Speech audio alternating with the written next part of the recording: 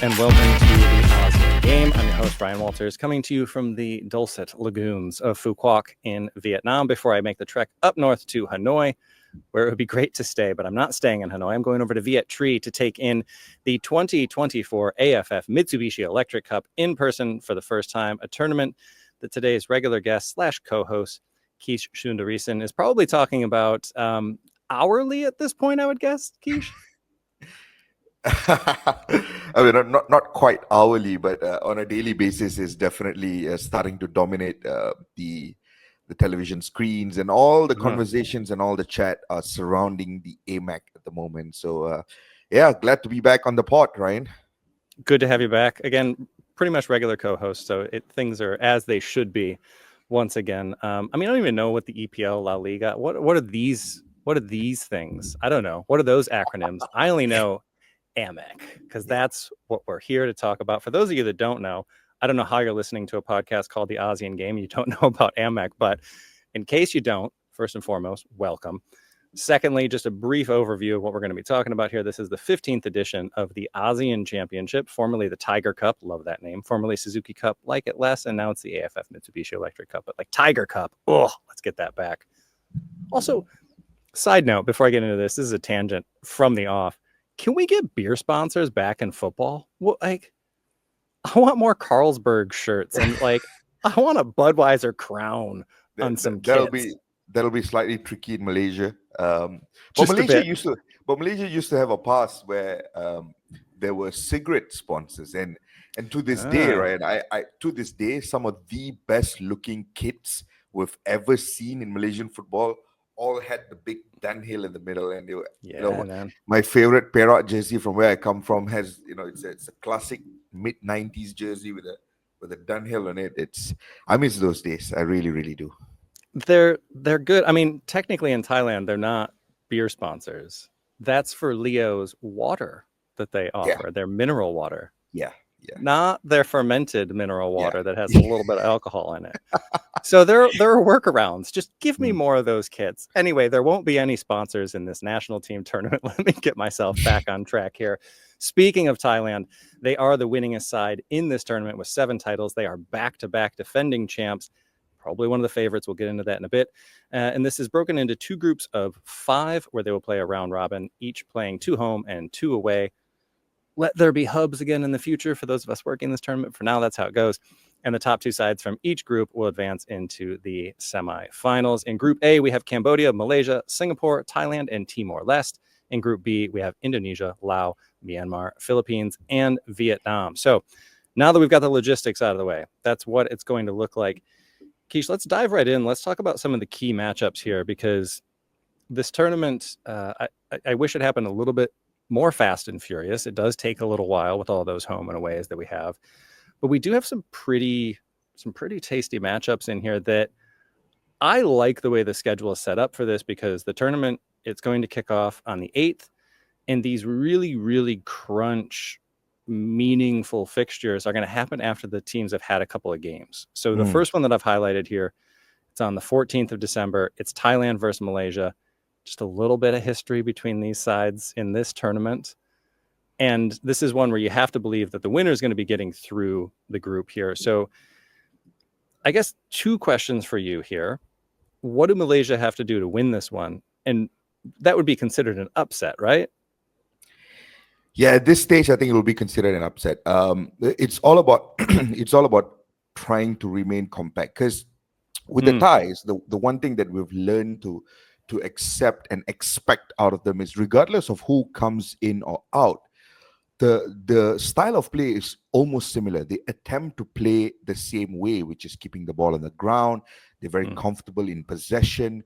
They look great in terms of trying to build up from the back. So there's a lot of these mini identities that we've grown accustomed to associating with the first team, that even if there's a change in personnel within the squad, you almost expect a similar style as well, obviously to a slightly lesser quality.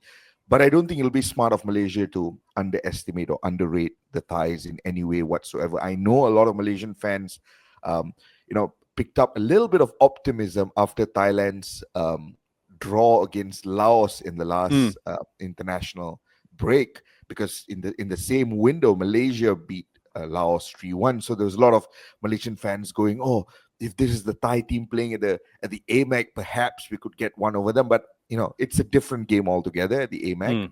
The stakes are higher, so it wouldn't be smart to underestimate them. I think from Malaysia's point of view right now, the one thing that's confirmed is this is going to be Pau Marti's last tournament in charge of Malaysia. So he goes off after this tournament. So I don't think there will be an attempt to build an identity. I don't think there is an attempt to implement an idea. I think it will all be about tournament football and trying to grind out results. And I think that's what Malaysia's got to do against Thailand. Sit deep, frustrate them, do whatever it takes to hit them on the counter and exploit the pace that we've got in the squad. And obviously we'll talk about Thailand a lot, but I do want to come. We'll talk about Malaysia again in this segment as well. But there are a potential couple of banana peels from Malaysia playing the opener against Cambodia in Phnom Penh, and then hosting Timor-Leste. Those both look like wins on paper. No disrespect to Cambodia or Timor-Leste. I mean, but Cambodia, that's a tricky opener. Is Malaysia going to be coming into this match against Thailand with 2 wins, or are you a little concerned about how things might start? I think 2 wins is what fans are expecting, but I also think that out of the 2 games, the second one is probably a lot easier on paper. The first one, I mean, Cambodia are no longer the perennial punching bags of Southeast Asia. Once upon a time, they used to be, but now they can cause upsets. And to be fair to them, we have seen them upset Malaysia in past editions of the tournament. So I don't think anyone is underestimating them. I don't think anyone is treating them lightly. This could be a real banana skin, and even more so because it's going to be Malaysia's literal first game of the tournament. And a lot of the boys are new to international football. It's their first international football experience. So just trying to get adjusted to it, trying to find the right balance in the team, all of those things would be tricky. So I think if we get away from Phnom Penh with a victory, I think that's job absolutely well done. But if we sneak a draw, I wouldn't be too upset as well. Yeah, I mean, especially because Cambodia this time they're playing at the National Olympic Stadium, which is the downtown stadium. They did some renovations. Last time they were at what I refer to as the Technodome, just outside of the city. It's a 45-minute drive outside of the city, and there's nothing around. So now it's more central. I think it's going to be easier for people to get there. We've seen in Shopee Cup that fans are turning up in Phnom Penh, so it's going to be an interesting environment. It's going to be a good environment for that one, I think, for Malaysia to come into that. Whereas Thailand, they have to make the weird trek up to Hanoi to face Timor-Leste. And you've got to figure that that'll be one where they can get their feet, and they got a bit of a rest coming into this match ahead of time. So I think Thailand are going to be feeling really confident playing in this match. It's also going to be at Raja Mangala, one of the best venues in the region. And so, and it's going to be their first home game. I think they're really going to be favored in this one. So this one, again, I think it's going to be a lot about who can top the group, I think. But that is on the Group A side of things. And let us not underrate Cambodia, but we will come back to that. The other match that I have is the very next night, and it's the one that I will be making a couple of treks and car rides and making the way over to Viet Tri, a place I've never been before. I do love Vietnam, so I'm sure there'll still be some street food for me to get up there. But this is it's Vietnam hosting Indonesia. I thought this was going to be at Mae Ding. It would be a 2022 semifinal rematch. And this is arguably the strongest squad in the tournament in Vietnam, because they've sent their A team versus the kids in this Indonesia team. When I say kids, I mean kids. The average age on the team is barely out of the teens. Like the average age is 20. So this is a very, very young Indonesia side, and they've made the decision to focus on World Cup qualifiers, which has gone pretty well for them. I think it's a bit unfortunate for this tournament. I think it would have been great to see a fuller strength Indonesia team, but they've been playing youth teams in full strength tournaments for a while, and it's been working out all right for them. So I think if all goes according to plan in this one, this is another one to kind of decide home field advantage in the semifinals, because even though Indonesia is young, it's still a really talented team. Yeah. And I think that in Group B, you absolutely cannot count them out just because they're young. So Mm. the only odd bit there is this is being played in Viet Tri, but the ticket sales have been great already. So I think there's going to be a really loud, really noisy atmosphere, because also for folks in Viet Tri, like, national team doesn't come to town that often, so let's go watch. And this is another good one about this tournament. The tickets are affordable. So the tickets are going from anywhere from like 100 to 200,000 dong, which is like $4 to $8. So people are turning up. I think it's going to be good. I think this is a massive, massive opportunity for Win Kong Hai. And the artist formerly known as Raphaelson, who is now Vietnamese international Win Xuan Sun. So Raphaelson, as I knew him when I covered a game earlier this year, Brazilian born, he's made the switch over to Vietnam. A very rare thing, which I know doesn't always go over well. How has the reaction been to that in Malaysia, by the way, of a naturalized player for Vietnam? To be fair, I don't think most Malaysians are aware just yet. We're probably going to get a closer glimpse at this tournament. Naturalization is a very sensitive topic in this region. It really, till this date, I know it's grown very prominently in Malaysia, for example, in Indonesia, Singapore previously, a little bit in Thailand perhaps, but to this day, I will insist that it divides opinion. I think it's 50-50 down the line, because there's a lot of fans who feel very strongly about the fact that we need to get on with times, and the fact that, you know, identity is generally a very fluid concept these days. I mean, what exactly makes you Malaysian besides your passport? What exactly quantify? It's a very fluid thing, right? There are people who believe in that, but then there are also people who believe that, you know, we're naturalization is stifling opportunities for, you know, kids who are born and bred and raised in the particular countries, that are trying to make a career out of football, that are trying to aspire to play for the national team. So it's a very divisive topic. But what's certain is that the federations are very in favor of it. I think the federations have adopted or have agreed to get on with times. I think because they're noticing the pattern globally. And if you don't do it, you get left behind, I suppose.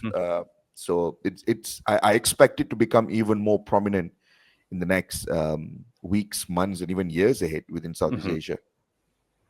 Yeah, like you say, I think whichever side of that debate you're on, it's not going anywhere.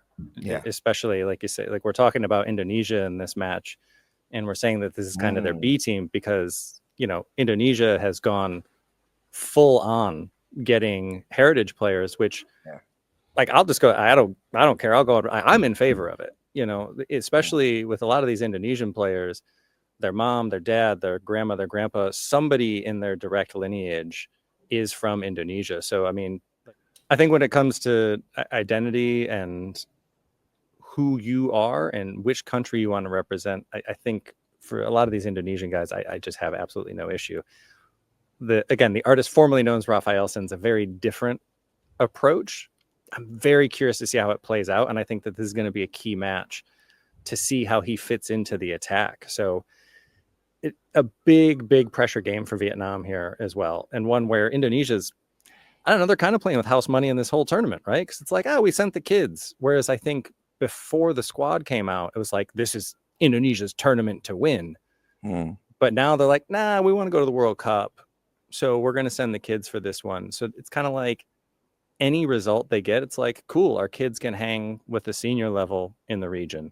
And if it doesn't work out, it's like, well, we want to go to the World Cup, so we didn't send our best. So it's a very high pressure one for Vietnam. All right, I've gone a little bit long on this. We got one more in the group stage to look at, and it's the Causeway Derby. It is Malaysia hosting Singapore. I may have just picked the games that I'll be covering in person, by the way. But this is the big one in the group, because this comes on December 20th. And this, to me, this looks like the one that will decide which of these teams gets into the knockout round. Is that overstating it?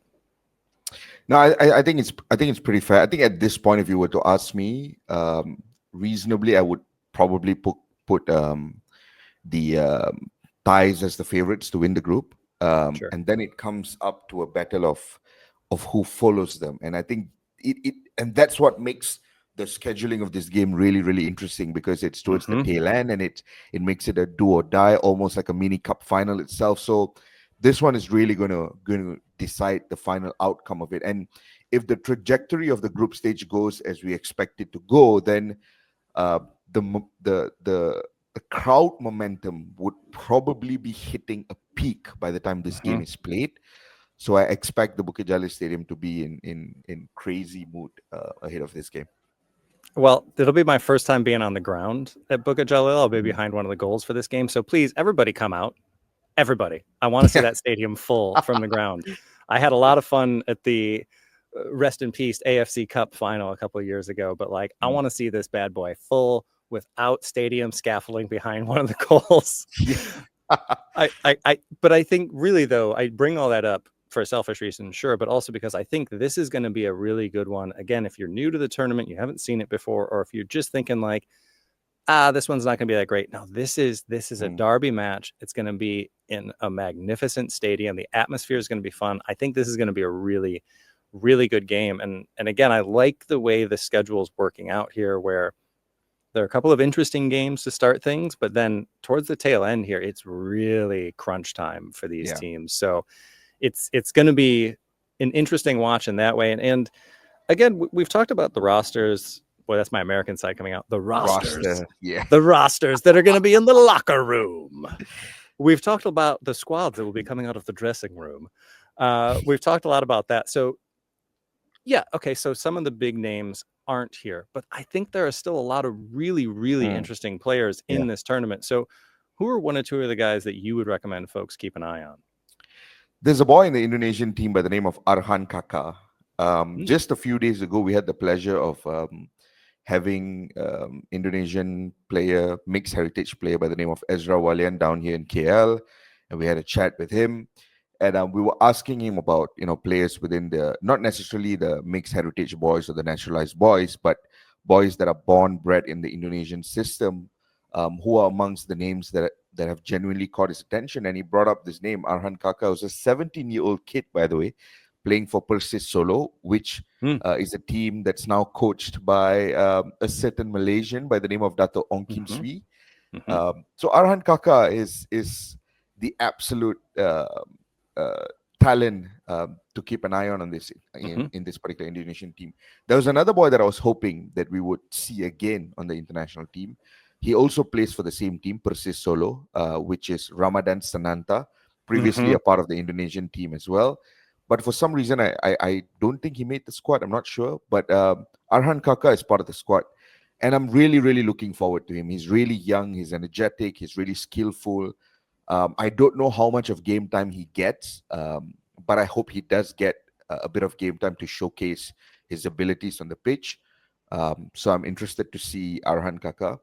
The other name that I'm going to pluck out and throw into the mix is a Malaysian right back Hey, by the name of Jimmy Raymond. It's an amazing name, right? that Jimmy is a Raymond. great name. It's It's a great. great name. Yeah, he Does he plays wear a for cowboy hat? I feel like he yeah, has to.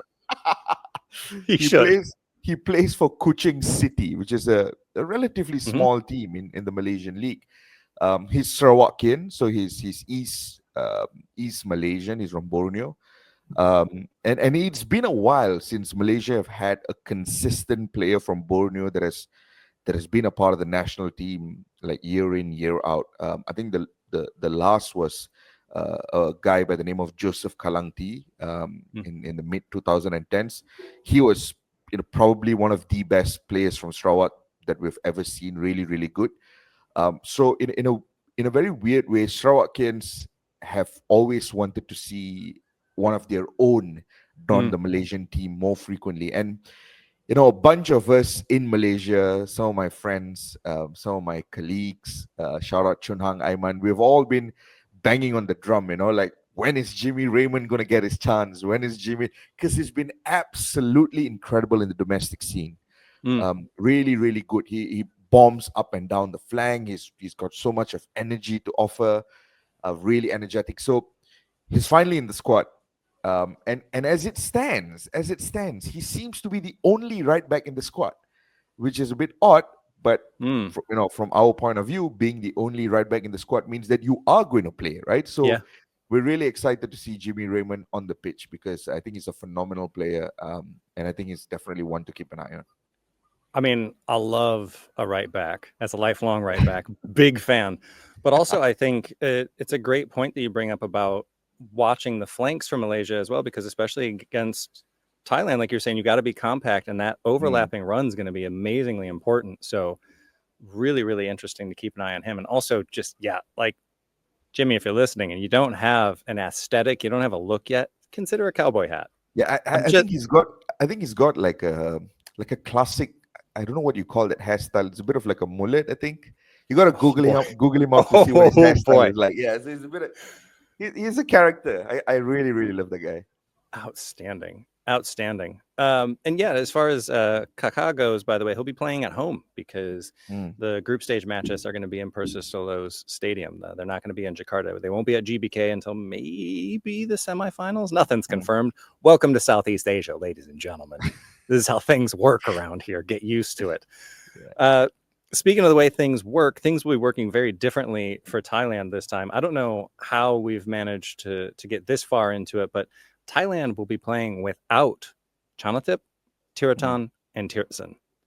This is an amazingly different looking team, but there's still a lot of talent there. And Supanat, if you haven't heard of Supanat Muanta before now is the time. He's shockingly, and I say if you haven't heard of him before now, because I feel like we've been talking about him forever, he's still just 22. Like, it's wild to me how young he still is. Scored an equalizer against Korea and World Cup qualifiers recently. He was on the score sheet and wins over Singapore, Vietnam, and the Philippines.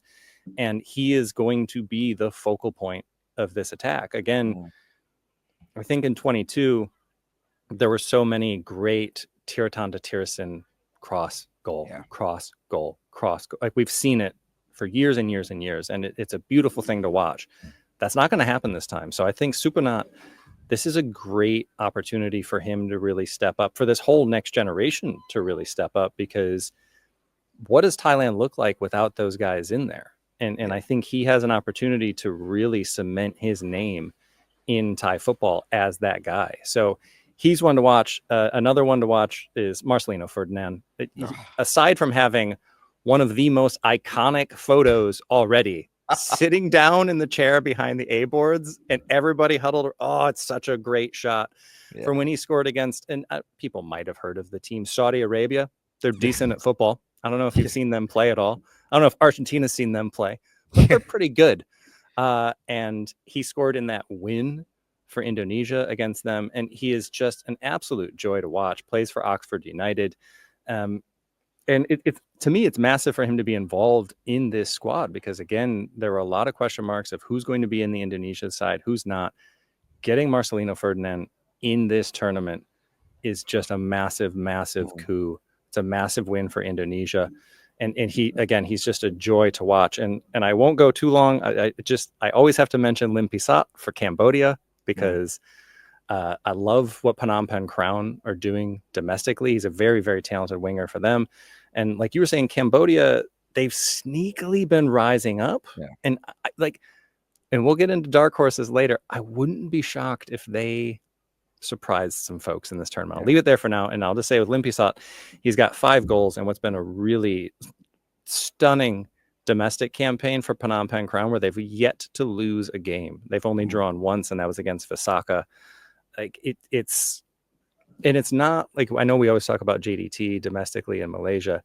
That's not what's been happening in Cambodia. Like, this is a very special run that Phnom Penh Crown are on, and he's central to all of that. And again, Cambodia is a side that is really, they're fun to watch. They play pretty fearlessly. I like watching them play, and I'm very happy that they're back downtown in Phnom Penh. That first match is going to be an interesting one. So we'll come to the Darkhorses, but first we got to break things up a little bit, because we will be predicting who wins this, because why not? Let's talk about the contenders, though. So who, you already mentioned Thailand. Are they top of the list for you? You said they win the group. Are they top of the list to historically win this thing 3 times in a row? I'd rank them as major favorites, but I also put Indonesia into the mix. And okay, if you were to ask me to pick one right now, I'll ask you to pick one later. Who are I'll give you 2 right now. Contenders. Who are the 2 contenders right now? I'm going to put 3. Okay. Indonesia, Hmm. Thailand, and Vietnam. Okay.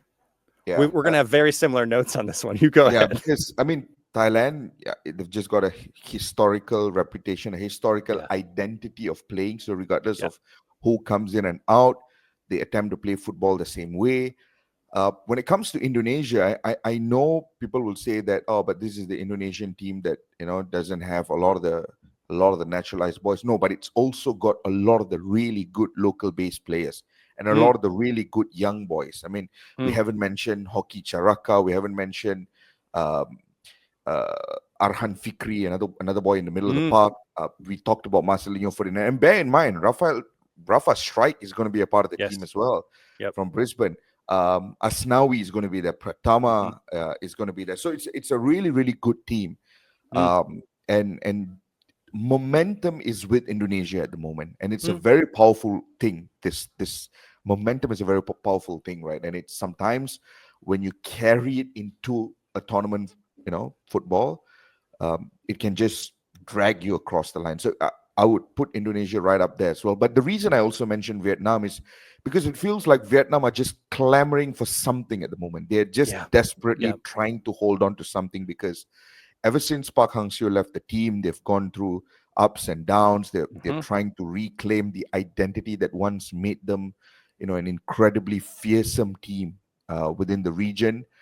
And that probably explains the reasons to why they've gone, all guns blazing with the Yeah. best team possible to try and get a victory that will salvage remnants of what happened under Park Hang-seo and Yeah. will just revitalize the emotion amongst the fans. So, for very different reasons, I'm picking these three teams.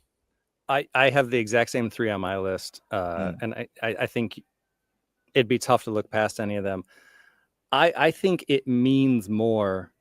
It means more to Vietnam and Indonesia, yeah, right? yeah, Because Thailand, this is just what they do. They win this tournament, right? And so I think they're just on talent and, like you say, pedigree alone. Again, 7-time champions, back-to-back defending champions, ranked 96th globally, which is their highest rating in 14 years. This is a team that, like you were saying earlier, they're still going to play really fluid, attacking, fun to watch football. They're going to be very difficult to beat. But for Vietnam, winning this tournament would be salvation because, like you say, after Park Hang-seo left, they've been listless, really. I mm, mean, you can even see it after some of the matches. The players just looked lost a lot of times. This is also the most expensive side in the tournament, according to Transfer Market. So the Vietnamese side, it is, if you go by dollars, well, euros for Transfer Market, it's the strongest side, right? So like they're going all in, and they need at least a final appearance to have a proof of concept yeah, with what they're doing right now. So it means a lot for them. And Indonesia, they want their name on that trophy. They just yeah. they need to hoist that thing up.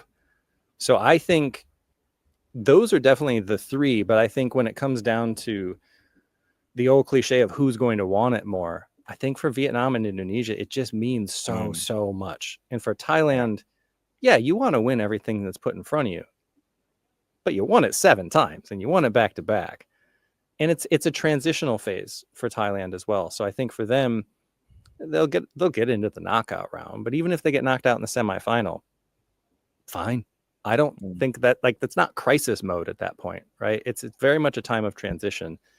So I think, well, I'll say who I think is going to win in a bit. Let's talk about Darkhorses first.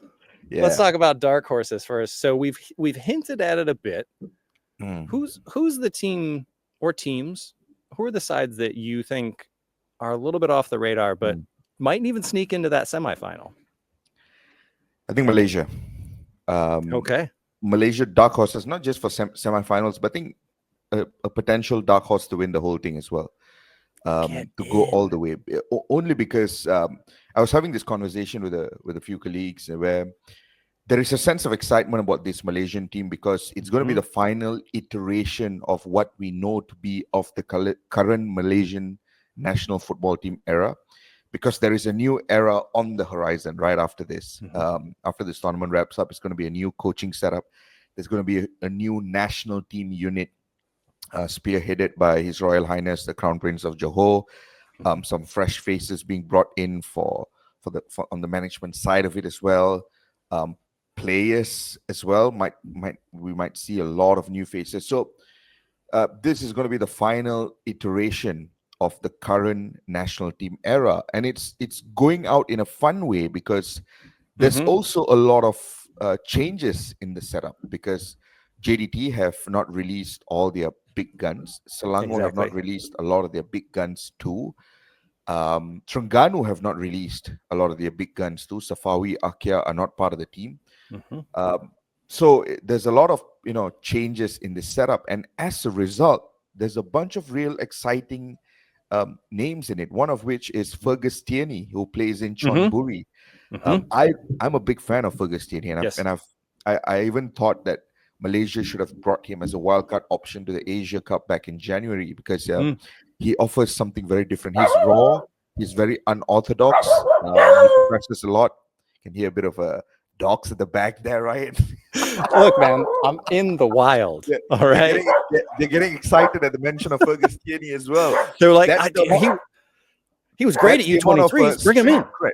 Yeah, that's the amount of street cred that Fergus has these days.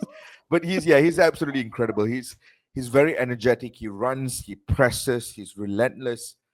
So I'm excited to see him there. Shafiq Ahmad is there as well. As you say, as I mentioned earlier, Jimmy Raymond at the back, Dominic Tan in a leadership position in defense. But then there are also a host of young JDT boys. Daryl Shum, who is a really, really young prospect, highly rated. And there's another boy by the name of G. Pavitran, who is only 18, I think, but he was part of the JDT preseason squad this season. He also he was part of the match day squad that traveled to, I think it was Korea to play Gwangju, I think it was. I can't remember. Yeah. So he's been teased every now and then by JDT, and he has been included in this team. So there's a real sense of excitement, and I hope that Malaysia just take risk, just go out there and take as much risk as possible.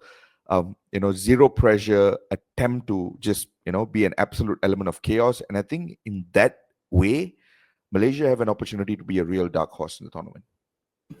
Yeah, maybe we do too many podcasts together because I feel the same way. Malaysia's the team that I have down. I swear it's not just because you're on as well, but I like the mix that they have. Paulo Josue will be there. He's a great leadership option. I mean, obviously the captain of KL City. You can see there's a lot going on behind me now. There's there's a karaoke party that's about to kick off over there. So again, welcome to Southeast Asia, ladies and gentlemen. Also, in all of the players to mention, because again, I do think there are a ton of players to mention in this. We didn't mention Hakimi Azim, who I think is a really fun to watch talent coming up with KL City.